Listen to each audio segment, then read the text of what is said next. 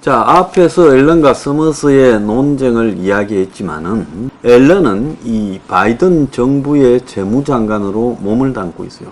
그전에는 오바마 정부에서 연준 이사회 의장을 했죠. 그래서 앨런은 이 바이든의 이 정치적인 선택에 대해서 입을 맞춰주는 그런 역할을 하지 않을 수가 없는 겁니다. 그것은 왜 그러냐면 바이든이 들어서자마자 미국의 이 폴 크루그만 같은 노벨 경제학을 받은 유명 교수들, 민주당 계열의 교수들이 다 나서서 영구적인 금융 완화 이론을 제기했어요. 자, 이건 뭔가 하면 미국 정부가 금리가 미국의 GDP 성장률보다 낮다면 얼마든지 돈을 풀어도 된다. 근데 미국의 금리는 거의 제로 수준에 있었고 장기간 금융위기 이후에, 그리고 미국의 성장률은 그래도 한 3% 이렇게 가니까 미국이 계속 돈을 풀어서 설사 그 돈을 이 푼 돈을 받지 못하고 떼이더라도 그런 식으로 돈을 풀게 되면 그것이 항구적인 경기 부양이 되어서 경제가 회복될 것이라는 황당한 이야기를 했습니다. 지금 그제 폴 크루그만이 이 뉴욕 타임즈지에 반성문을 쓰면서 옛날의 경제적인 틀에다가 맞춰서 옛날 통계 틀에 맞춰서 이야기를 하다 보니 그래 됐는데 경제가 변하면서 새로운 틀을 적용시켜야 한다는 걸 알지 못했다고 반성문을 썼지만 그 한 달 전까지도 폴 크루그만은 지금 금리 인상이 너무나도 심각한 상황이 아니다라고 말하며 스태그플레이션에 대해서 강력하게 부정을 해오다가 이젠 버티기가 너무 힘든 상황까지 몰려요. 왜? 인플레가 9.1까지 올라가 버렸는데 이게 금리 인상, 이게 이 강한 금리 인상을 가져올 필요가 없다. 인플레가 문제가 아니다. 이렇게 주장하기가 어렵게 되지 않았나요?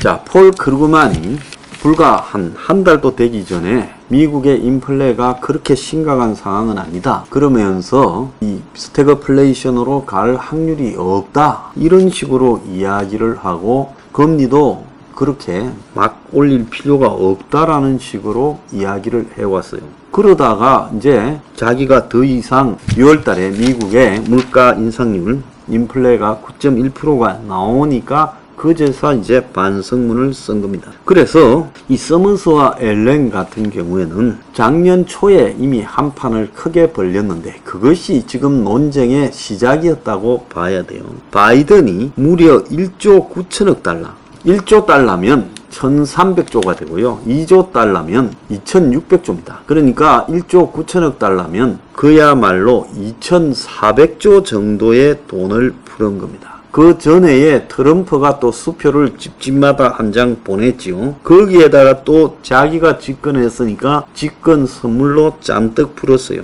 그때 서머스 교수가 심각한 인플레이션이 발생되어서 연준이 물가 통제력을 상실할 거라고 말을 했는데 당시에 미국 연준과 앨런은 인플레이션이 세계 공급망의 혼란 때문에 발생하는 외부적이고 일시적 현상이라고 했어요. 그때 제가 뭐라 했습니까? 작년에 금리 올려야 된다. 공급망 문제가 아니다. 돈을 많이 풀어서 그렇다라고 서머스와 똑같은 입장을 말했죠.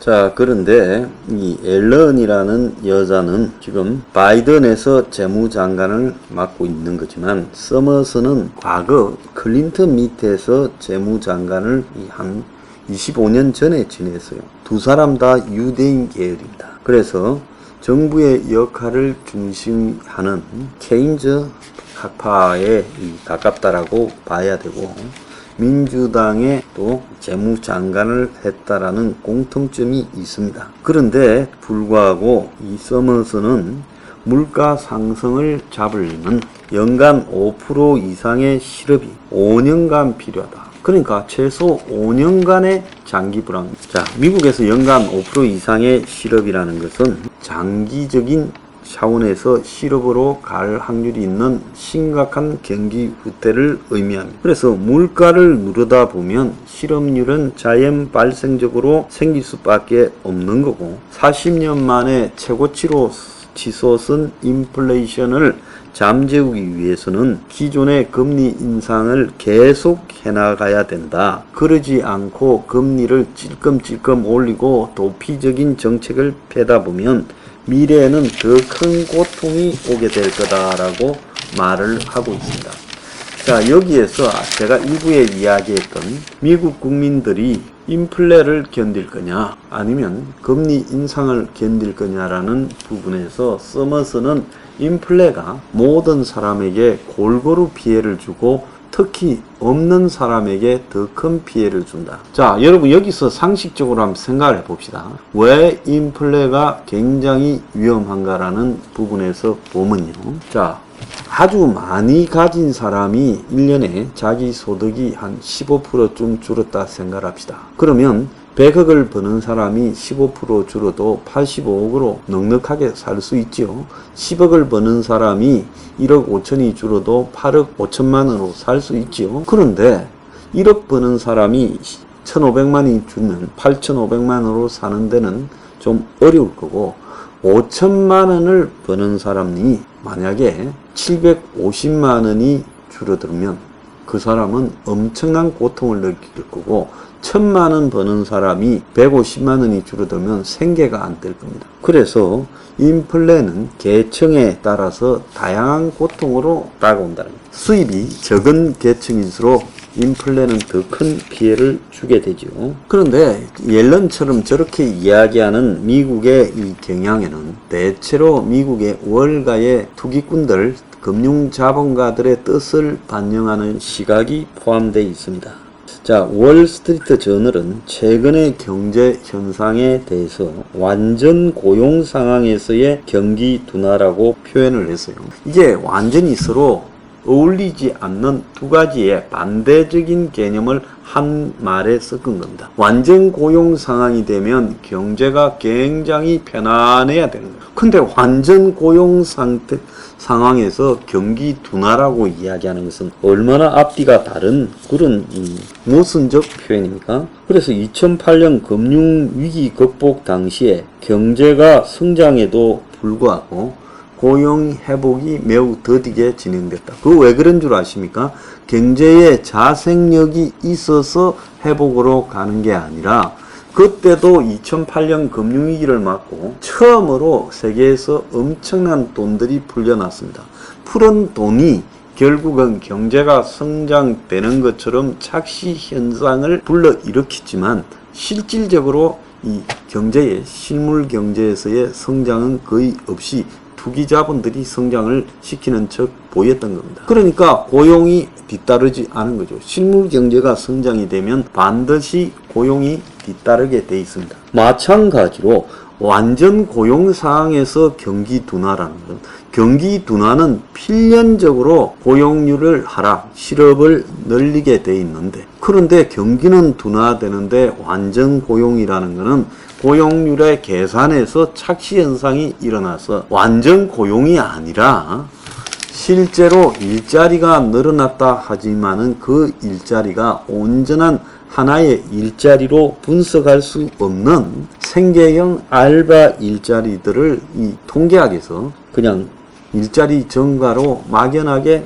간주하기 때문에 그런 거예요. 그래서 서머스 장관은 경제가 저절로 굴러갈 수 없다. 굉장히 고통스러울 것이다. 경기 침체를 발생시킬 것이다. 실업도 늘어날 것이다. 그래서 이런 게 없이 경제가 회복되는 길은 없다라고 말을 하고 그러면서 적당히 인플레가 생겼다가 이제 경제가 완만하게 회복되는 상황으로 갈 것처럼 계속 지난해부터 인플레 가능성을 부정해온 바이든 행정부와 그 경제 관료들에 대해서 비판을 지금 하고 있는 거예요. 자, 그런데 지금 고용률 하나 가지고 가짜 고용률로 볼 게 아니라 미국 주택 시장의 각종 지수들 그리고 미국을 상징하는 빅테크 IT 기업들의 지금 기술 기업이라고 부르는 테크 기업들의 인원 감축 아마존이라든지 뭐 애플이라든지 이런 데서 나타나고 있는 인원 감축 그리고 실업수당 청구 건수는 이미 경제 둔화를 나타내는 지표가 확연히 보이고 있고 자 크루그만도 말 잘못했다가 지금 70년대식 스태그플레이션이 오지 않을 거다라고 하고 그러다가 최근에 사과하고 미국 경기가 식어가고 있다고 이렇게 고백을 했어요. 자, 그래서 올 하반기부터 경기 침체가 시작될 거라고 보면서 향후 2년간에는 100% 둔화된다라고 말을 하고 있습니다. 그래서 보통 뺀지들 전문가들은 경기 후퇴 확률이 50%다. 이렇게 말하면 어느 쪽으로 가더라도 맞을 수가 있다라고 보겠지요.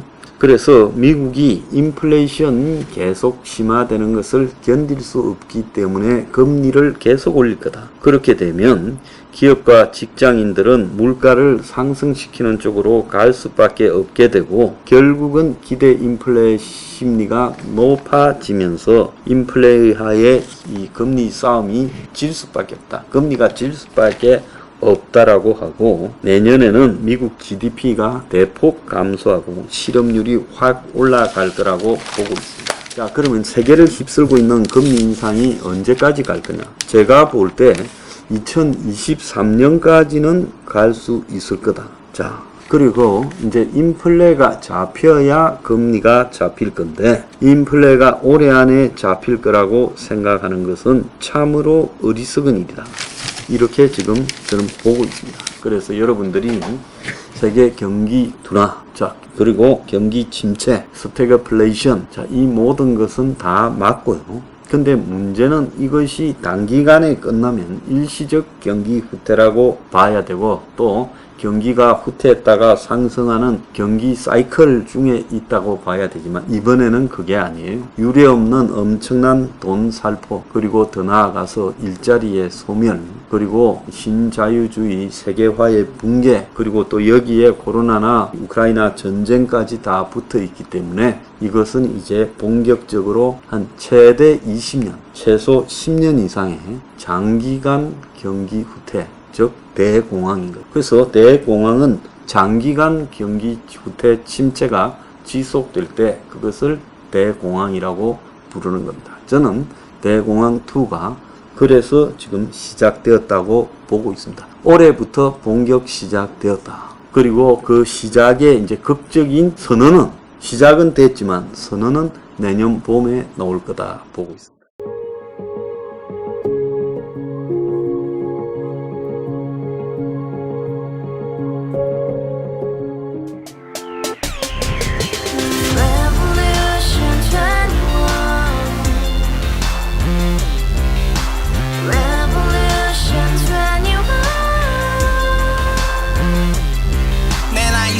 월세 30 코인빚만 300 서울에 온지 벌써 10년 아둥바둥 버텼지만 여전히 난 반지 하에 제왕 곰팡이 연문제약 내 미래는 깡통망통 완전히 폭망 고시원 창문만큼 작아진 내 꿈 연애 결혼 내 집 모든 게 헛꿈 1년 전 떠난 여친 울며 말했지 같이 써봤자 평생 가본 게 꼬꼬꼬라지 가바후스 700 나도 소유주